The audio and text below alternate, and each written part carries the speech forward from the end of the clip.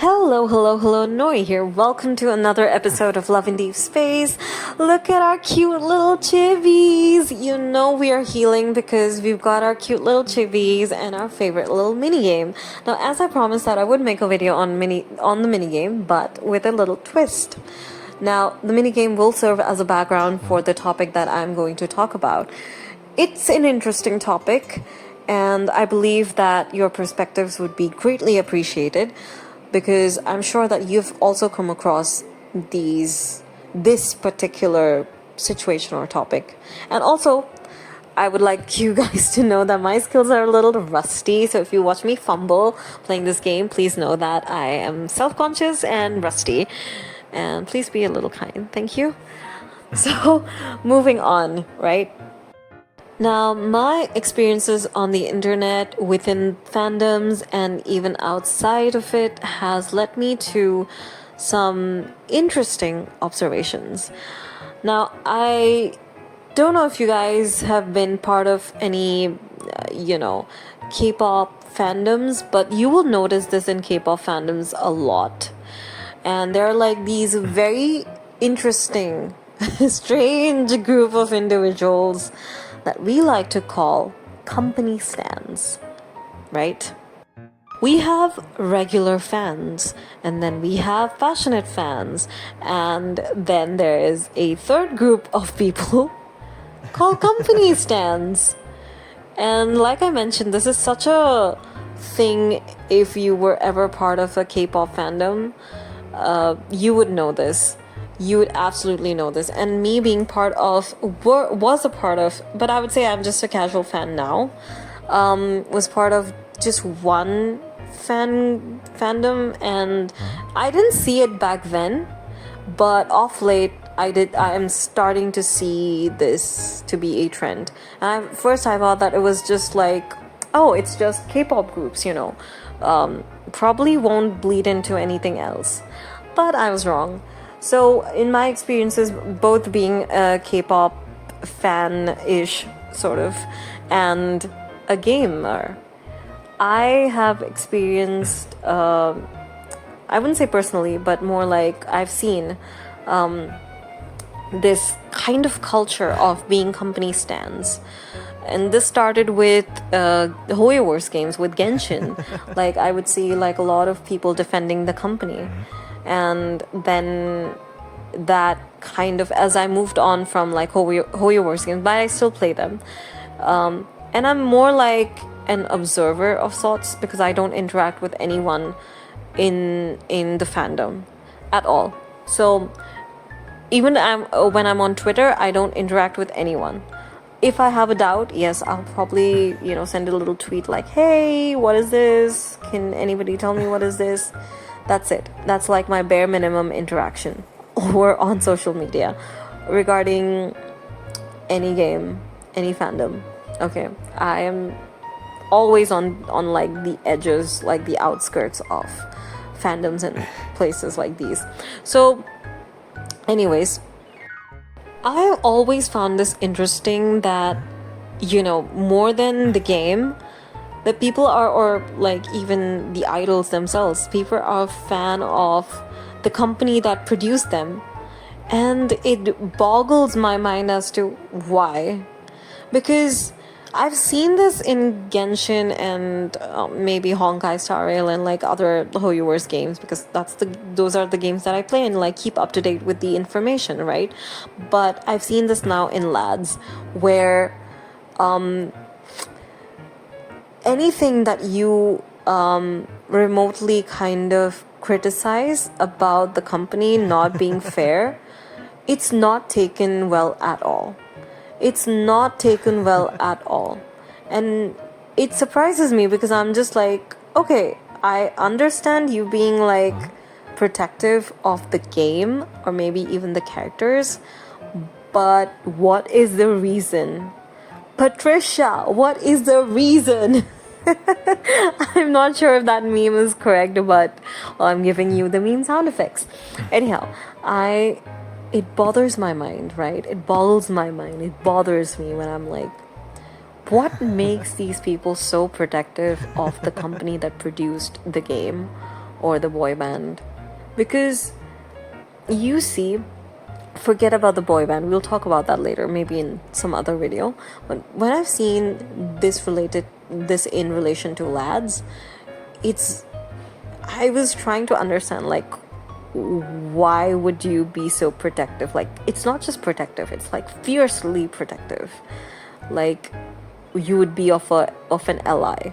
Okay, maybe if you were fans of Xavier, if you're fans of like Raphael, or Zayn or Silas or anyone, and just like, how dare you say that about my ally and stuff like that. So imagine that energy, but being put into towards the company. Like, I'm still trying to wrap my head around, so forgive me if I'm saying the same things, but they cannot stand any criticism.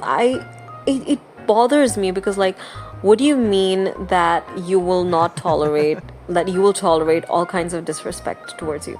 Like, listen, we know the company has to earn its profits, right? So no arguments against that. But when they start justifying that, but the company is doing everything, oh my god, the company has to earn, the company cannot give you free stuff all the time, the company deserves its money, and oh my god, like, don't play the game if you're broke. And that kind of an energy, it's crazy. How do you have that kind of an energy? Like, do you know you're supporting a multi-million-dollar, billion-dollar company that is not going to give two shits about whether or not you're on the internet trying to support them?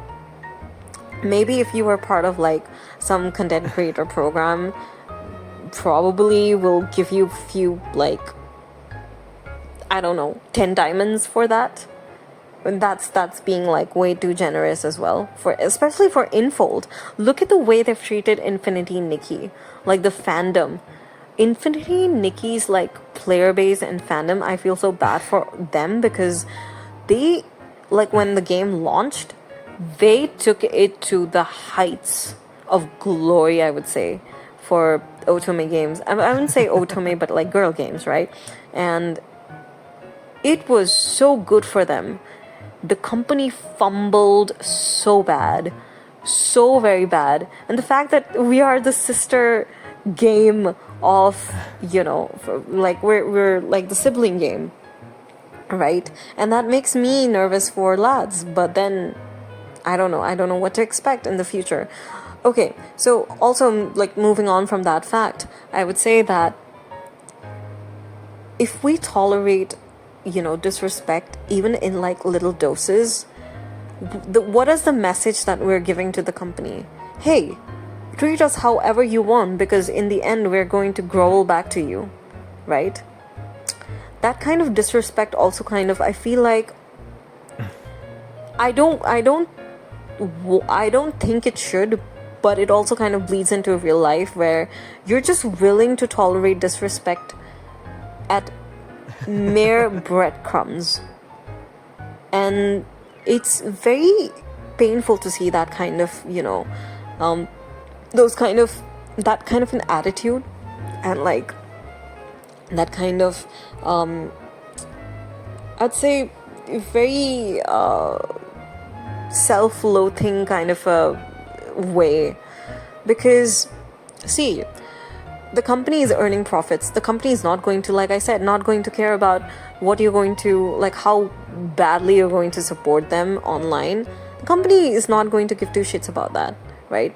Unless you're a part of like a bigger network, where maybe they'll give you a few pat on the backs and whatnot. And that's probably the end line. The way they fumbled Infinity Nikki should be the biggest eye-opener for all of us, playing lads at least. And I know that we all love lads and we find it as a safe space, but I'm saying that I feel like demanding for better treatment, and I'm talking about not giving us like full rewards and stuff, but also not like trying to rob us blind. I'm saying we as players, especially when we're demanding something, it comes from more of the side of like self-respect, and like we're pouring in our resources. I am giving this game the time of my life. Yes, it's for entertainment, and essentially I'm paying for this entertainment with my life, with my energy, with my time, and I deserve at least minimum of respect for that, right? And I don't know why these particular group of people just fail to realize that. I don't know how people can be, I don't want to call them blind, and I don't want to like say anything like bad about them, because I don't know, I'm not the kind of person who wants to like, I'm trying to understand their perspective as well. But when they shit on like F2Ps, I'm an F2P. Not that I got anyone to shit on me, but like I've seen that attitude on Twitter so much. And when I see that, and when I see how the support for the company is so blatant to the point where they would ignore their own self-respect being like, I don't know, stomped, it breaks my heart, because I'm like, girl, we're all in this together, whether we are F2Ps or whether we're paying for the top ups or whatnot. We're still part of the same group, or we're still part of the same community. You cannot put other people down for prioritizing their finances. It's not fair. It's absolutely not fair to belittle someone, to kind of mock someone again on the basis of the fact that they're being very strategic with their money. I can pay for the account if I want to. Till now, I have not paid a single dime for any of the gacha games that I've played. Why? Because I am extremely like staunch about the idea that if a company like does something to earn my respect, then I'll actually pay for it.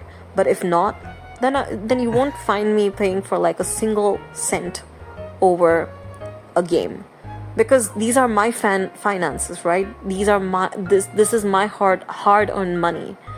If I'm paying something, then I expect to be treated fairly, to have those to have essential like fair treatment, or just even in general.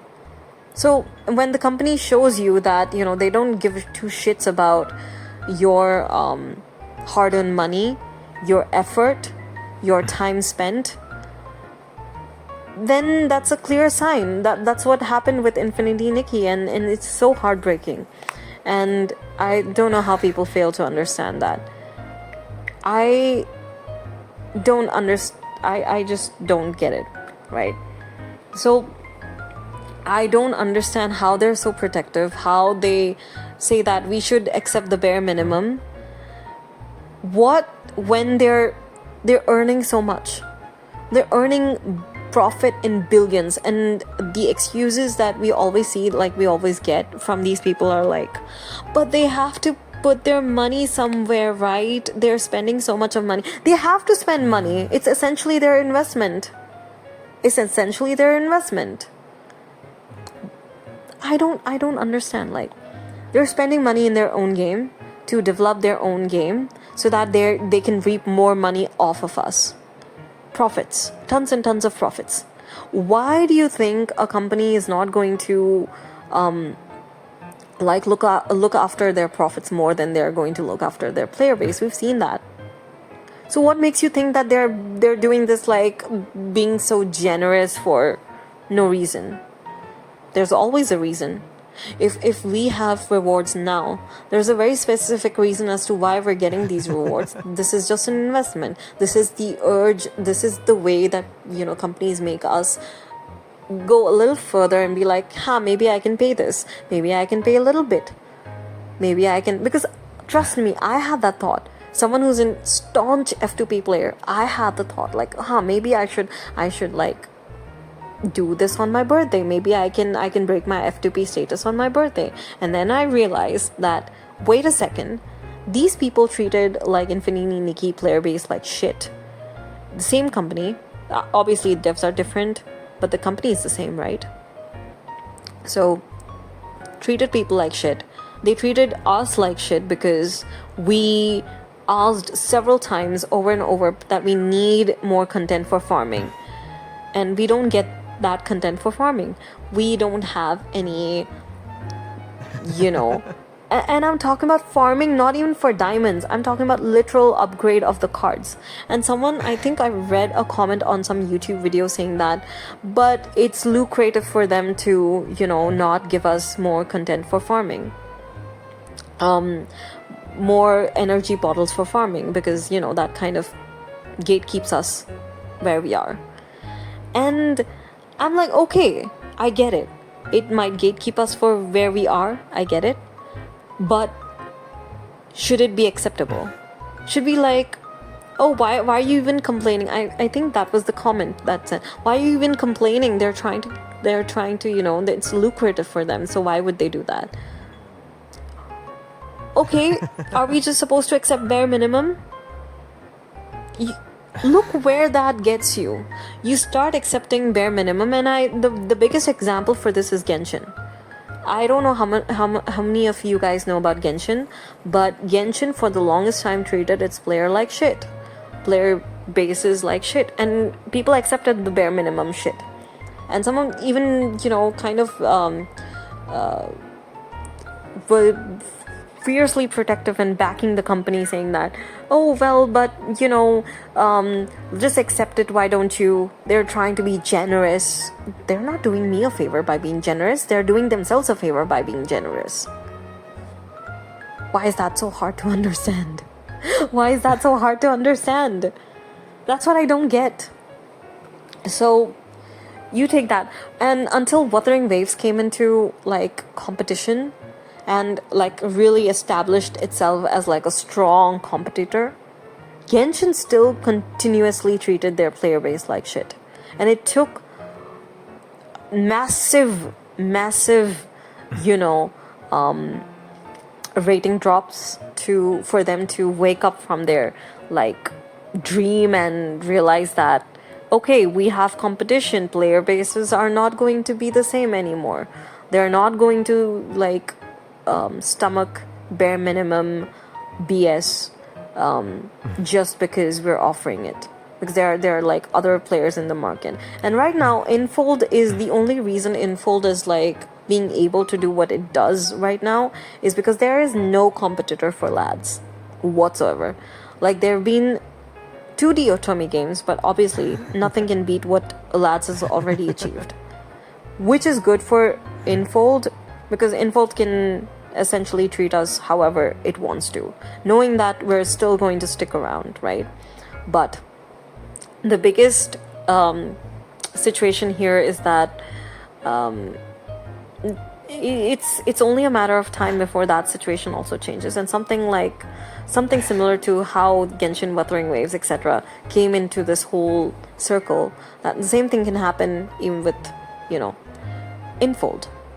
But until then, you and I are stuck. It's just that I would like to know what your perspective on, you know, company stands are. Have you like interacted with anyone like that, or like what do you guys think about that?